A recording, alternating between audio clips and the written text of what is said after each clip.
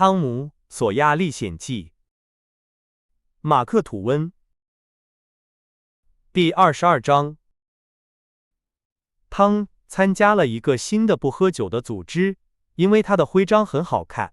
他答应加入这个组织后，不抽烟，也不说脏话。但是很快他发现，答应不做的事情，反而更想做。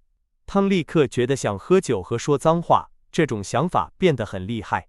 他希望有机会给别人看他的红袋子，才没有离开这个组织。独立日快要到了，但是他不想这件事了。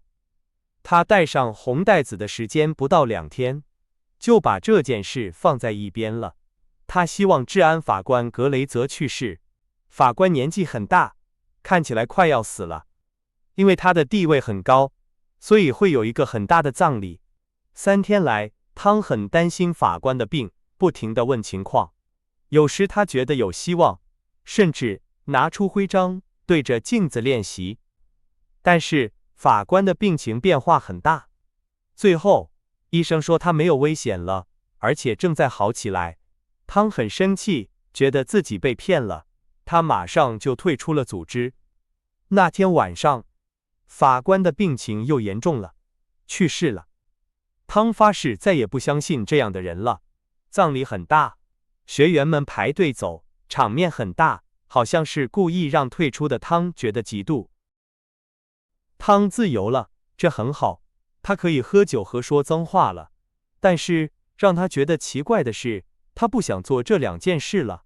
因为他可以这样做，所以没有了想做的欲望，这些事情也没有意思了。他也开始觉得他期待很久的假期过得很无聊。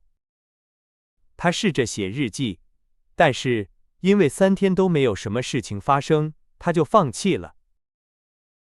第一个黑人乐队来到了镇上，引起了很大的关注。汤和乔哈珀组织了一个乐队，快乐地过了几天。独立日也有些让人失望，因为下着大雨，所以没有游行。世界上最重要的人，汤想象中的本顿先生，一位美国参议员，也让人非常失望，因为他身高不到3米，差得很远。一个马戏团来了，孩子们在接下来的3天里玩木偶戏，用旧席子的碎片做成的帐篷。看戏要给钱，男孩3个别针，女孩2个，然后他们就忘记了马戏团。一个看相的人和一个催眠师来了，又走了，让这个镇比以前更无聊了。有一些男孩和女孩的聚会，但是很少，而且很愉快，这只会让聚会之间的间隔更难过。贝基·撒切尔回到了君士坦丁堡的家，和父母一起过假期，所以他的生活少了很多乐趣。可怕的谋杀秘密一直折磨着他，因为时间很长，而且很痛苦，所以就像一种真正的病。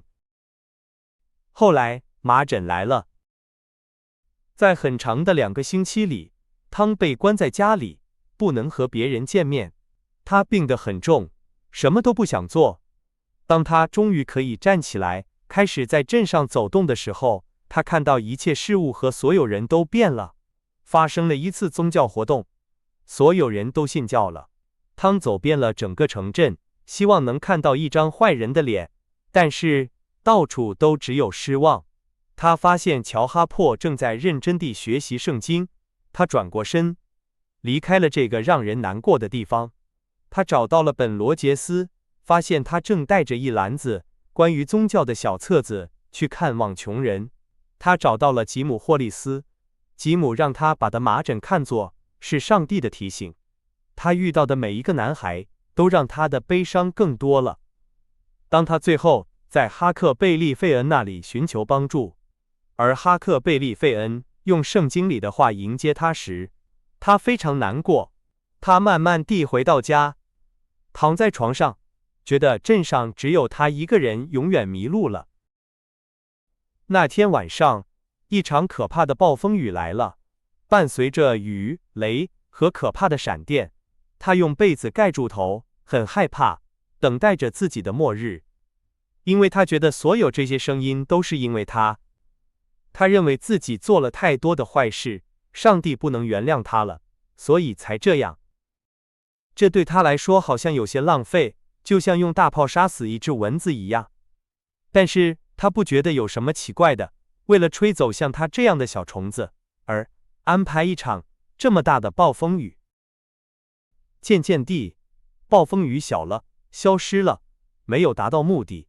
这个男孩第一个想法是感谢上帝，并且马上改正。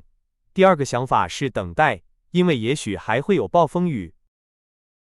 第二天，医生又来了，汤的病情又严重了。他躺在床上的3个星期，好像很长时间一样。当他终于恢复知觉时，他不知道应不应该感谢，因为他想起了自己很孤独，没有朋友，被所有人都抛弃了。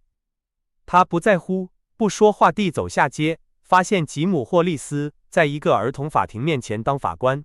这个法庭正在审判一只猫，说他杀了一只鸟。他发现乔·哈珀和哈克·费恩朵在一条小巷里吃着偷来的西瓜。可怜的人，他们也像汤一样，病情又严重了。